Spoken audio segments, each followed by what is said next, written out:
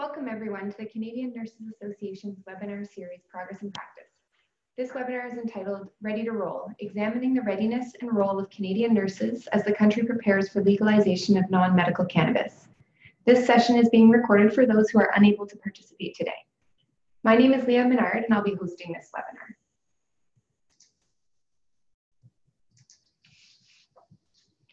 Today's presenter is Karey Shuhendler. She's the Program Lead of Public Policy at the Canadian Nurses Association. Karey contributes to the development of work aimed at improving health outcomes for people in Canada. She is passionate about the fields of public and community health nursing as mechanisms to protect and promote health, and she demonstrates that passion through nursing and policy work in Canada and abroad.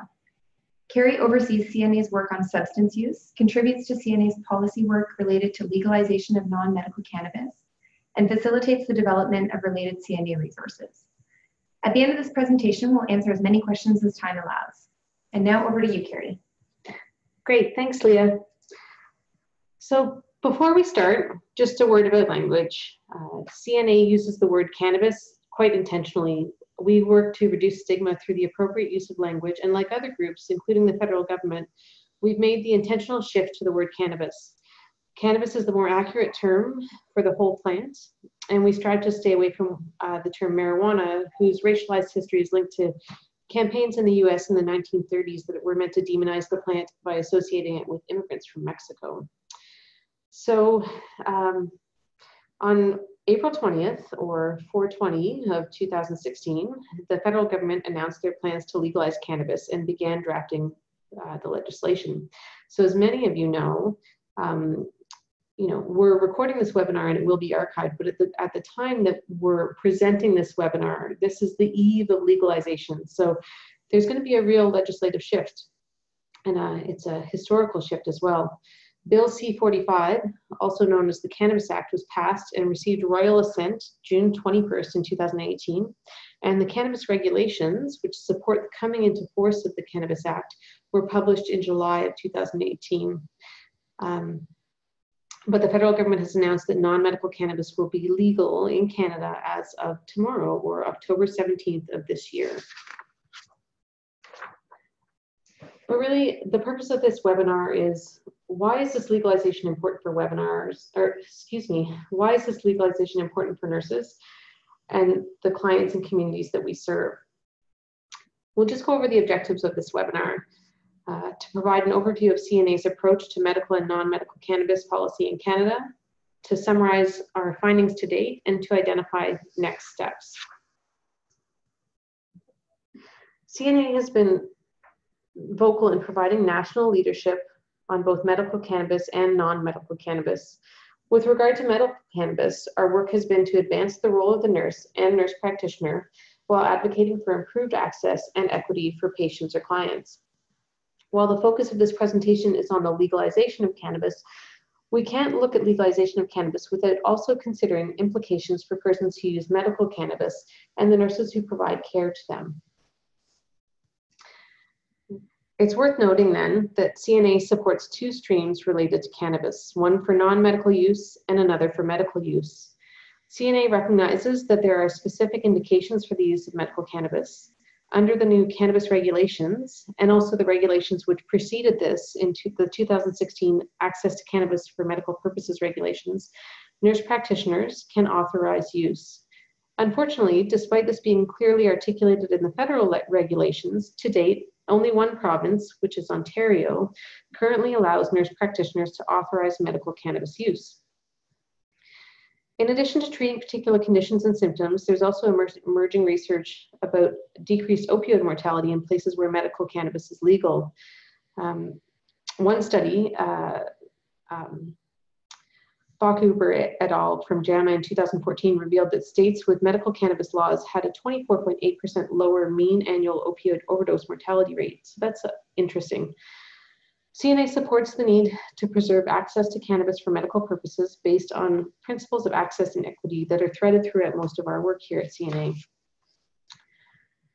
The preservation of access for patients includes access to appropriate products, access without undue financial burden, and access to clinical care and oversight. So I'll break those down a little bit more.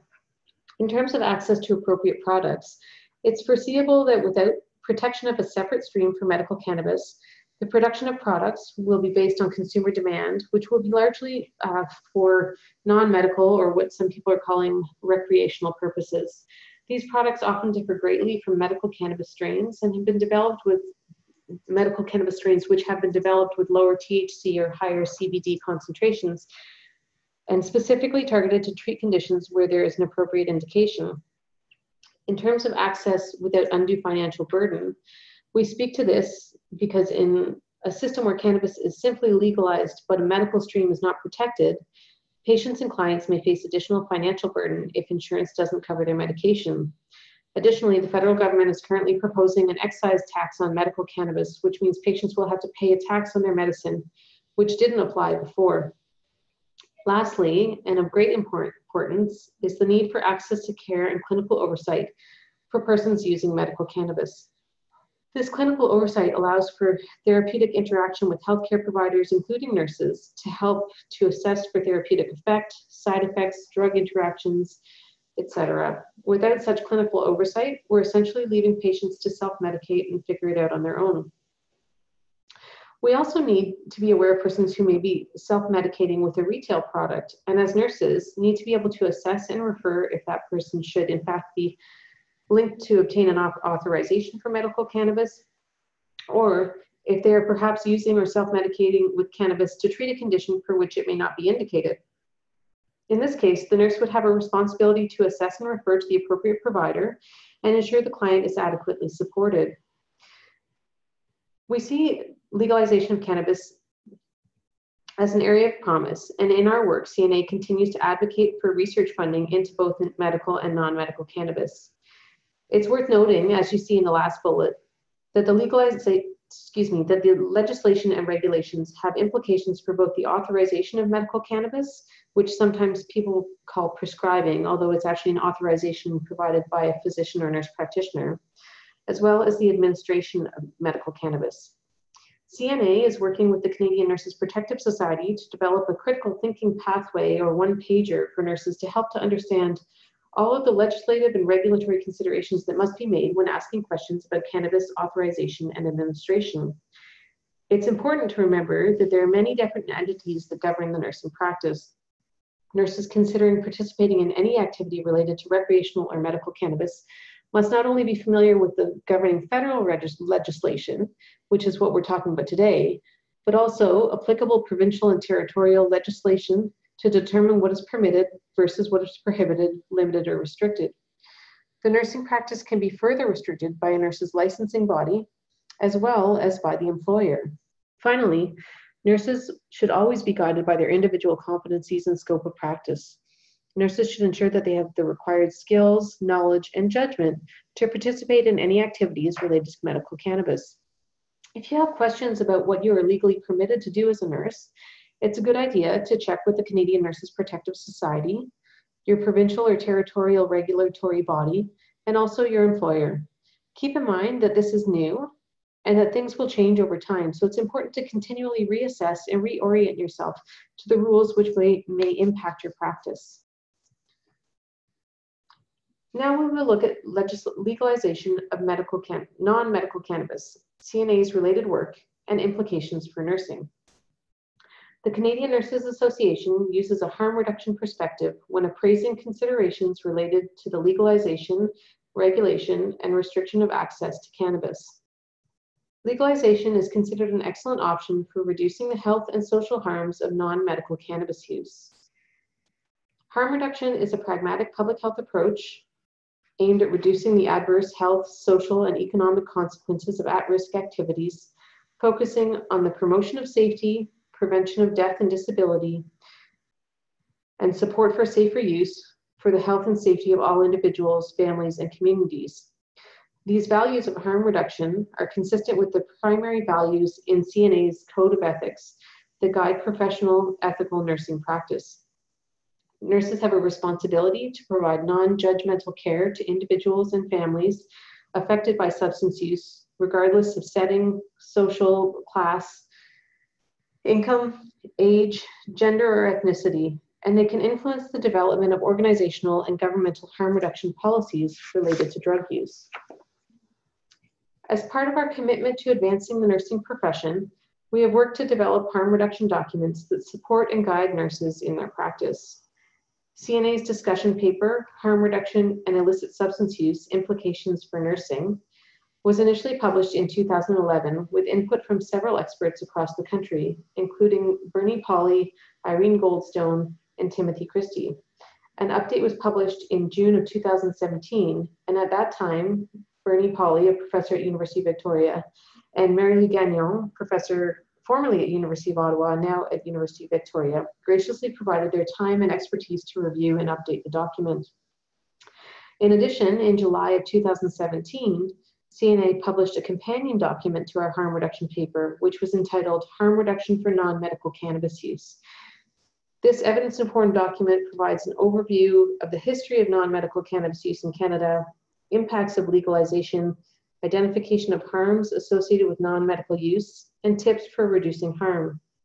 CNA's document is informed by evidence derived from the Canadian Centre for Substance Use and Addiction, the Centre for Addiction and Mental Health, Lower Risk Cannabis Use Guidelines, the National Academies of Science, Engineering and Medicine, Vancouver Coastal Health, and the Federal Task Force on Cannabis Legalization, just to name a few. In addition, CNA has developed a one-pager which serves as a useful resource. It's called Reducing the Harms of Non-Medical Cannabis, and it contains 11 evidence-informed tips adapted from leading research, including CAMH's Lower Risk Cannabis Use Guidelines. All of these resources that you see on the left of your slide here are available online. In addition to the aforementioned resource development, CNA has also been preparing for legalization through a number of examples of partnership, consultation, knowledge development, translation, and dissemination. So we've endorsed CAMH's Lower Risk Cannabis Use Guidelines. We've participated in the Public Health Agency of Canada's Cannabis Knowledge Translation Steering Committee to adapt and disseminate lower risk cannabis use guidelines for public health audiences. And we've co-chaired the Chief Public Health Officer's Health Professionals subgroup on cannabis risks and harms. We've participated in consultations to the Federal Task Force on Legalization, Regulation, and Restriction of Access to Cannabis in August of 2016, and as well as the proposed approach to the regulation of cannabis in December of 2017. As a means to disseminate knowledge to our members and partners, we've participated in webinars and presentations, including several cannabis webinars through this very forum, one in June of 2017, one in February of this year, and then of course, this current one. And we continue to present information at meetings and conferences around the country to help nurses to prepare and to get information from nurses as well about what they need. We've presented briefs and presentations to parliamentary committees, including the Standing Committee on Health in September of 2017, the Standing Committee on Social Affairs, Science and Technology in April of 2018. If you're interested, briefs and presentations related to these advocacy efforts are also available online on CNA's cannabis webpage. The picture on this slide is from CNA's Standing Committee on Health appearance from September of this year, where I was fortunate to be able to appear and present CNA's recommendations alongside Dr. Linda Balneves, Professor of Nursing and Medical and Non-Medical Cannabis Researcher at the University of Manitoba. So moving on to some of the assessment of knowledge and beliefs. We did some survey work to get a sense of what the public felt the role of nurses was prior to legalization and how prepared and knowledgeable nurses reported themselves to be. So on this slide here, we see the results of some public polling that we had done, where more than 8 out of 10 Canadians rated themselves as knowledgeable or somewhat knowledgeable about the effects of cannabis. And more than 9 out of 10 Canadians supported nurses educating people in Canada on the risks of non-medical cannabis use. The next slide talks about results from our national survey of nurses that was conducted last fall. So we conducted this national survey to assess nurses' readiness for legalization, determine knowledge gaps and resources needed, and we also collected input on sections of Bill C-45 that pertained to CNA's scope of work. And based on some of those resources, those answers, we informed our responses to the committees that I had just talked about. So some details of the National Survey of Nurses. It was a 2-month survey, open last year from July to September of 2017. We had approximately 1,000 nurse respondents from all jurisdictions across Canada. And we assessed for, as I had mentioned, readiness for legalization, knowledge gaps, resources needed, and nursing input. And it was really quite a robust survey, and it was interesting to see the results from across the country and how they compared and contrasted to the public polling results. Despite the high rates of self-reported public knowledge of harms of cannabis use and high rates of support for nurses to provide education to people in Canada about potential harms of use, nurses did not report feeling as knowledgeable as the public. In fact, a little over half of nurses who participated in the survey reported feeling knowledgeable about the potential harms of non-medical cannabis use. We also asked nurses to self-rate their knowledge on specific topics related to cannabis use. So some things such as cannabis use in the developing brain, cannabis use during pregnancy, use and addictions, use and mental health risk factors, and health risks attributed to different methods of consumption. And it was really interesting to see that when we got down to the nitty-gritty of doing some topic-related assessments, their topic-specific knowledge was rated lower than their overall knowledge of harms of cannabis use. And there's a high-level results of these summaries of these survey results that are available on CNA's website. What we were really able to determine from that was that, nurses identified their overall comfort, which wasn't very high, with discussing harms of cannabis use. And when we asked more specific questions, they really provided us with the information that they need more details to be able to have evidence-informed conversations with patients. Some of the nurse-identified needs about where nurses really wanted more targeted information were around medical cannabis, non-medical cannabis, reducing harms of use, and addressing or minimizing stigma and bias. So from there, to build on the findings from that survey, CNA hosted a full-day Health Canada-funded cannabis think tank. This think tank was an opportunity for meaningful dialogue to really dive into exactly what nurses needed to know as we move towards legalization and how best that information should be provided to nurses and in turn to their patients. The think tank had participants from across the country, across nursing specialties, and included participants with lived and living experience. As mentioned, the goal of the think tank was to further explore what the knowledge gaps were in the 2017 survey.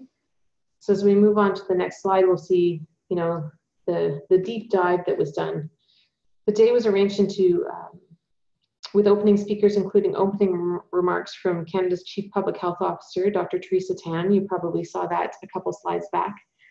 There was an introduction to the legalization of cannabis by Dr. Mark Ware, who at the time was the Director of Clinical Research at the Allen Edwards Pain Management Unit at McGill University, and he's the past Vice Chair of the Task Force on Cannabis Legalization and Regulation.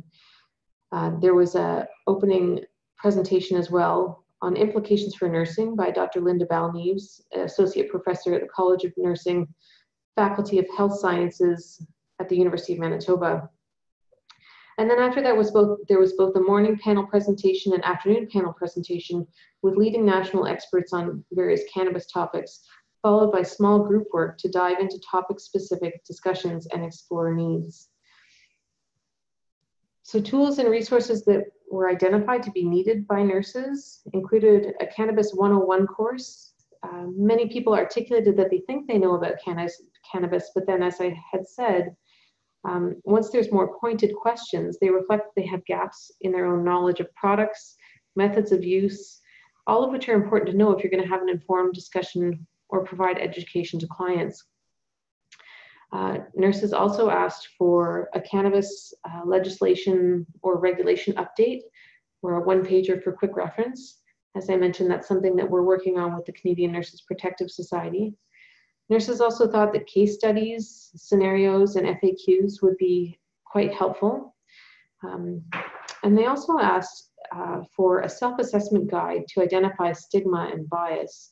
stigma and bias was actually rated by nurse respondents as the #1 barrier to having a conversation about cannabis use with clients. So it's really important for us to help to prepare nurses to have those conversations and remove stigma and bias from their own practice, from their practice environments, or any other places where they feel it may be a barrier for them engaging with their clients. So for next steps, while we've been preparing for the legalization for more than 2 years, our work doesn't stop just with the passage of the bill or with tomorrow's legalization. We're continuing to work to identify funding opportunities to move forward with recommendations from our think tank. We're working to develop, support, and disseminate tools as per the think tank recommendations. We're partnering with the Public Health Agency of Canada, as I had mentioned, on the steering committee to adapt and disseminate the lower risk cannabis use guidelines. We're continuing to work with nurses through legalization and beyond, and we intend to resurvey our nurses 1 year post-legalization to see if there's been any change in attitudes and beliefs, identify improvements and additional needs. So the work will keep going on. Also, as I had mentioned, there's a variety of resources on CNA's cannabis website, and it will be updated shortly as well to reflect some other partner resources that have recently been launched, including evidence briefs from Health Canada and Public Health Agency of Canada adaptation of the lower risk cannabis use guidelines. So keep an eye on our website, keep an eye on social media and partner websites too, because there's an abundance of information that's coming out. And as we had mentioned, the information is always evolving. The Canadian Nurses Protective Society too is in the process of developing a document called What Nurses Need to Know, and really breaks down the federal regulations so that nurses can understand what situations you might be able to authorize or administer cannabis, and what considerations there may be. Of course, that's all at a federal level, so keep in mind if you have questions that you should also contact your provincial or territorial regulatory body and talk to your employer to make sure that there aren't limitations within your workplace that prevent you from being able to practice or administer or authorize cannabis. Thank you for your presentation, Karey. We'll now move into the Q&A period, and I see there's already some questions there. If you don't have access, if you don't see the Q&A pod on your screen, you can access it by hovering over the bottom of your screen and selecting the Q&A icon, and that should open up the pod for you. So Karey will answer some of the questions that come in live once we have a couple more coming in, and we have a little bit of time remaining to go over some of those. Great, thank you. So I see a couple of questions. Thank you for those of you who have typed some in. Please feel free to continue asking. There's been questions about if nursing schools have developed a policy for nursing students on medical cannabis. So that question specifically, I don't have an answer if specific nursing schools have. I do know that the Canadian Association of Schools of Nursing has been considering implications related to legalization of cannabis. I believe that there's discussion about incorporating cannabis education into nursing curricula, but I'm not sure where that's at. So we would have to check with our partners at the Canadian Association of Schools of Nursing.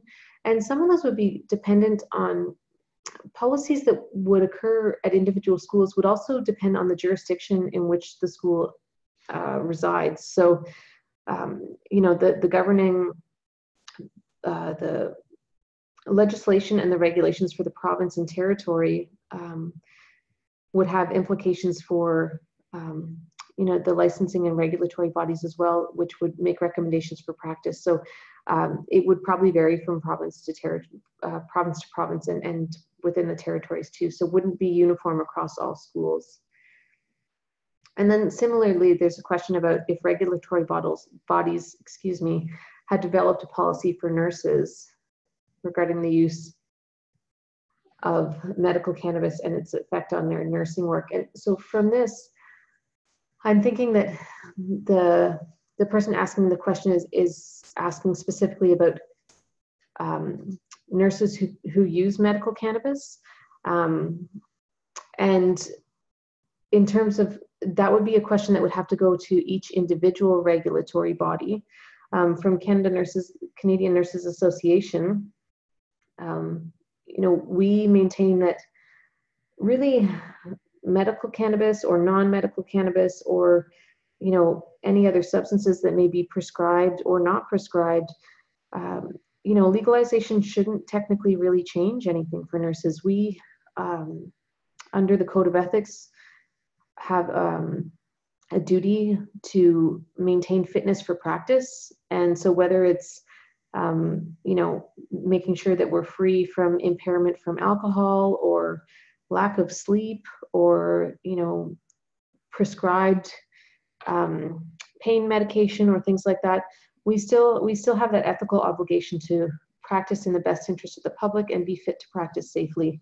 So that's where we stand in terms of if regulatory bodies have a policy, they may be working on one. It may also be employer specific. Some employers may have a policy saying that,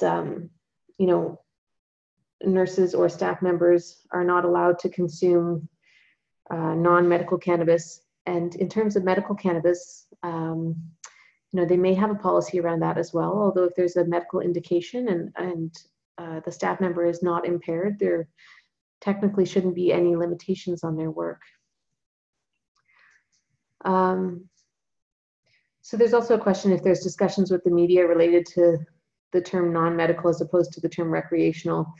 That's always a good question. When we have conversations with the media and our partners in other professions of health or other healthcare sectors, we always try and use the language that we use as professionals, that patients and client populations have identified would be the best, to use language that really is less stigmatizing. However, the media will use terms that they feel is maybe more relatable to the public. We still see, I'm sure tomorrow there will be a ton of headlines about pot and weed and, all sorts of cannabis slang. And, in terms of non-medical versus recreational, the media is choosing to use whatever terminology they feel is most appropriate. And when we engage in interviews, we use the terminology that we prefer to try and provide that education to the public. So I'm just taking a look at some of the other questions as well.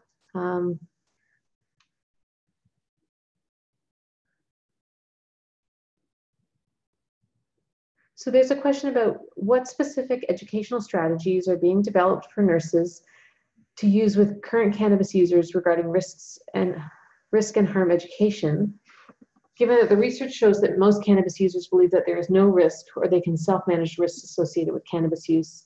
So in terms of educational strategies, from CNA's perspective, we're developing some resources and helping to provide that education to nurses so that they can engage in those conversations with clients. And then in terms of educational strategies, that may be, dependent on where nurses work. If you're working with a public health department and your public health department has championed some,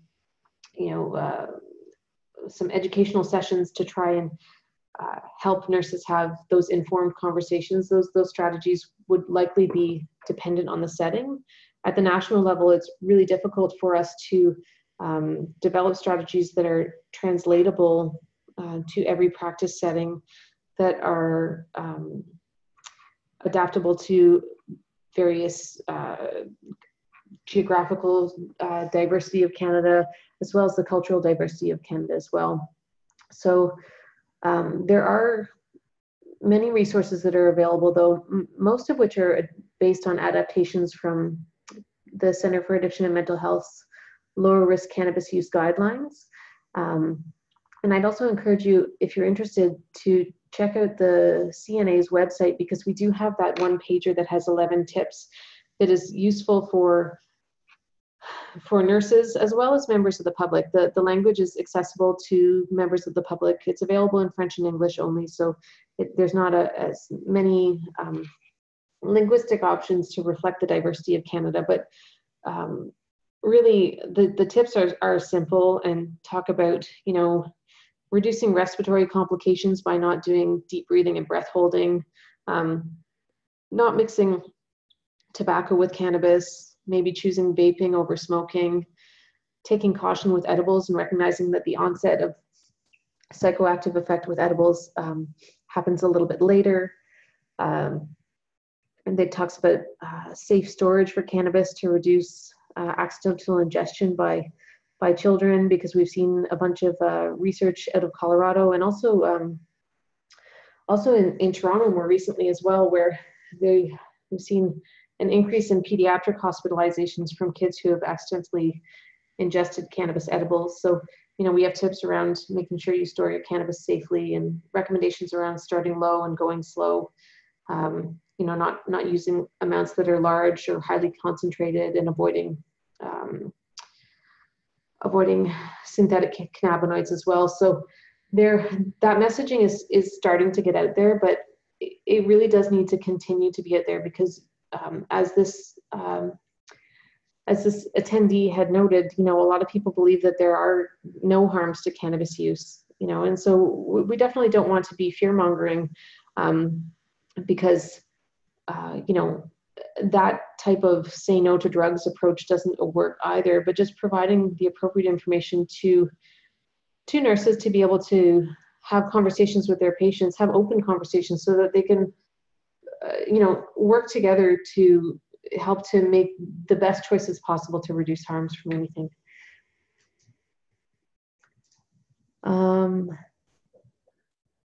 Oh, there's a really great question that I cannot answer about, will opioids be replaced by cannabis in surgical patients?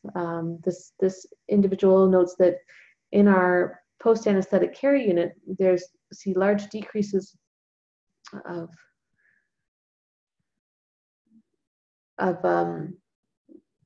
opioid use, I believe. So I don't know if that would be something that would be used. It may be an area that's being researched now, but I think it's hard to say if opioids would be replaced, what opioids would be replaced by, never mind specifically commenting on whether it would be replaced by cannabis. So then there's also a question about, you know, when you have a post-op patient going home with an opioid prescription, what education do you provide around when they can resume cannabis use? So I think that depends. If the cannabis use is for medical purposes, you know, I would encourage the healthcare provider to speak to the patient about connecting with their authorizing provider, so their nurse practitioner or their physician who has authorized medical cannabis use, to talk about, you know, do you continue with the medical cannabis prior to and immediately post-operatively, or you know, or are there drug interactions or things that need to be considered? If it's for non-medical use, then you need to engage with the patient about you know, harm reduction approaches and considerations around you know, increased drug interactions and things of that nature. So there's not a cut and dry answer. You have to approach it from, why is the patient taking it? You know, how do they usually feel? Making sure that if they are going to be taking an opioid prescription along with consuming cannabis, talking about how to do it safely, making sure they're not operating a motor vehicle, you know, and just having all those considerations around safety and reduction of harm. There's also a really good question: does CNA predict an increase in non-medical cannabis use with legalization? So that's a really interesting question. Actually, I was speaking to a colleague about it this morning, because there's been speculation that there will be an increase in cannabis use. You know, and my my personal prediction,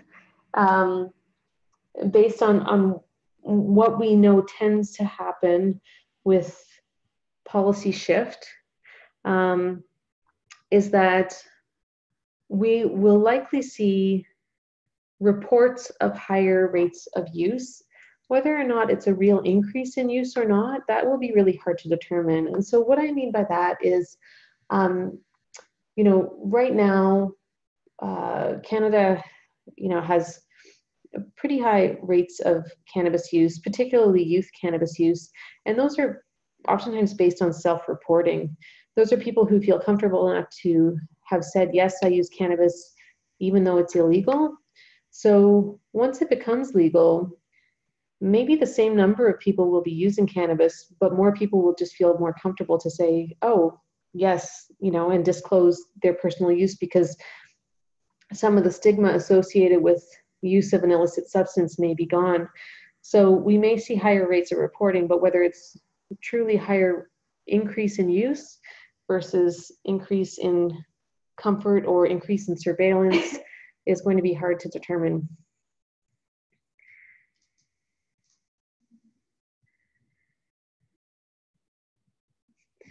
So there's also a question about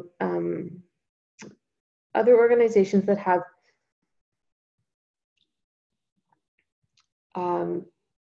different perspectives regarding medical cannabis use. So CNA doesn't largely comment on, the perspectives of other organizations, but we do reinforce that we recognize that, our partner groups are absolutely entitled to have their opinions about things, and that we're all coming from a place of wanting to protect the patient interest, right? So there are other health professional groups who have the same position as the Canadian Nurses Association in terms of supporting two streams for cannabis, one for medical cannabis and one for non-medical cannabis. And there are groups that don't have the same opinion. But we're all trying to come from a place of best patient care. And so CNA's position, as I had said, really comes from a place of access and equity, making sure that patients have access to medication that they need, and without undue financial burden, that they can be incorporated into the circle of care and be able to have therapeutic conversations with their healthcare providers. As a colleague of mine at another health professional organization has said, a lot of times when people are on medical cannabis, this is not a first line medication. Oftentimes it's a third or fourth line medication. So they're often being followed for a significant commission, and often are on other medications. So having frequent conversations and interaction with their healthcare provider is important. And of course, while some groups have noted that they feel like there's a lack of evidence around medical cannabis, CNA agrees that there needs to be more evidence, and we've been advocating for continued research into the benefits of medical cannabis use and the harms of non-medical cannabis use. One of the benefits of legalization is that cannabis will be more readily available for researchers to do research on, because as a controlled substance, it had been hard to obtain and to do research. So, but the bottom line is, as healthcare professionals, we always strive to do the best with the information that we have available. So the science is evolving. We'll continue to monitor that. But we're doing the best with the evidence that we have available, and we know that we have patients who use cannabis for medical purposes, and CNA continues to advocate for those patients who use it for a variety of conditions. So there's a comment too, sorry. Oh, sorry, I'm just trying to.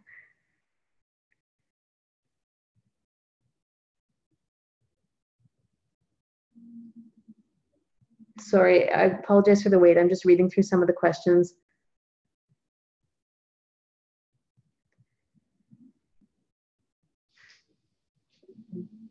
So there's also a question about safer use of non-medical cannabis among adolescents, if there's campaigns designed to address the younger population accessing cannabis. And there are. So there are some campaigns from Health Canada, including a Don't Drive High campaign.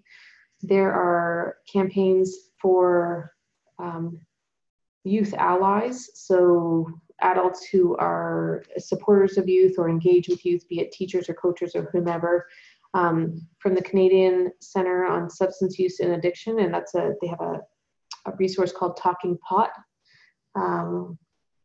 There's also a document from Drug Free Kids Canada, which is called the Cannabis Talk Kit.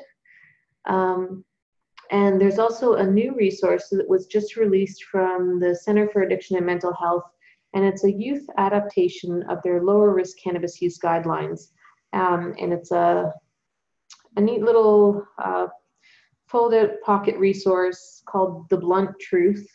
And basically it says, I think on the cover, we did the boring research so you don't have to. And it talks about, it has the same messaging, same key messages as for adults, but in youth,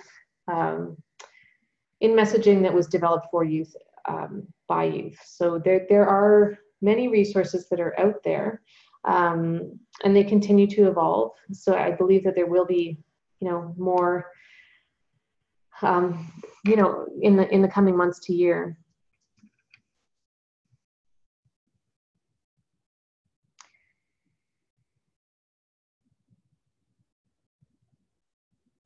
So I'm just looking through some of the questions as well. Sorry, there's one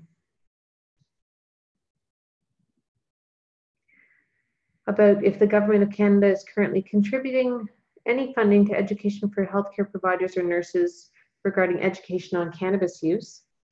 And that's a good question. We've applied for funding. I know other partner organizations have applied for funding.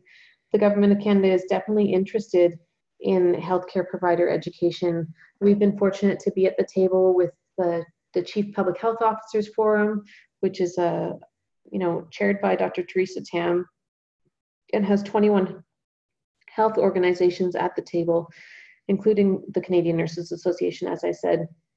And there's definitely an interest in making sure that healthcare providers have access to information, have education, and that we're all speaking the same language, so that the public and patients know that they're getting the best and most consistent messaging that's informed by the evidence, and that it's not going to differ if you go to a nurse in BC versus a physician in PEI, or speak to a pharmacist in Ontario. So really, there is a goal to have that education for healthcare providers and nurses, and different groups have been applying for funding. In addition, our partners, the Canadian Public Health Association, have done quite a bit of work on assessing the needs of health and social services to be able to provide education on cannabis to communities. They've done 22 consultations across the country, and this was funded by Health Canada's Substance Use and Addictions Program. And based on those consultations, they've helped to identify what other healthcare workers need and social service providers, and they've developed tools, a tool called it's called Cannabasics, and really they've identified that providers are asking for really kind of a cannabis 101, which is something we heard from nurses as well. You might start having a conversation with healthcare providers, and they might say, yes, I feel comfortable talking about the risks and harms.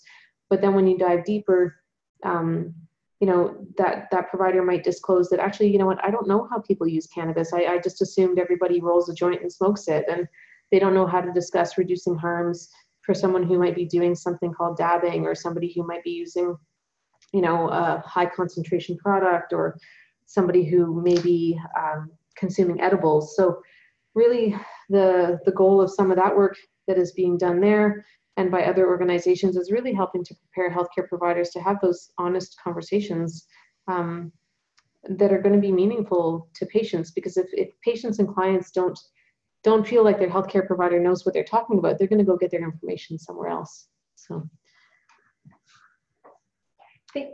Thank you so much, Karey. We're going to, in the interest of time, we're going to end the Q&A period here.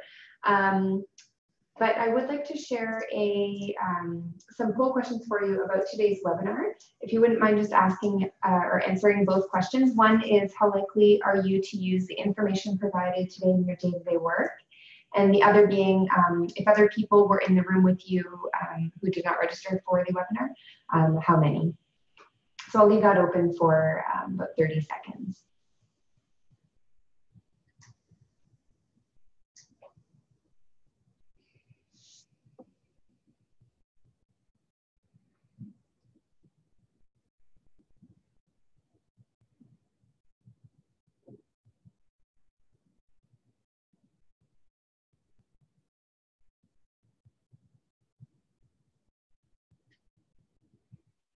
Okay, thank you for your answers.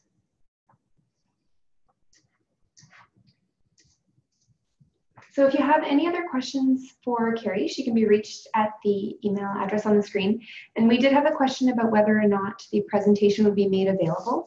CNA records all of our webinars and posts them on our YouTube channel. Actually, I'm a couple of slides ahead here. So you can access all of our webinars, including a few other webinars on cannabis that we've done over the past years. We have an upcoming webinar. The title here, I've actually been given a more descriptive title. So it's Malnutrition in Hospitalized Patients, a Serious Problem Calling for Interdisciplinary Engagement. So that will be November 27th at noon. So thank you all for your participation, and thank you, Karey, for your presentation today. I hope this stimulated your thinking about your nursing practice, and I hope to see you at future webinars. Thank you.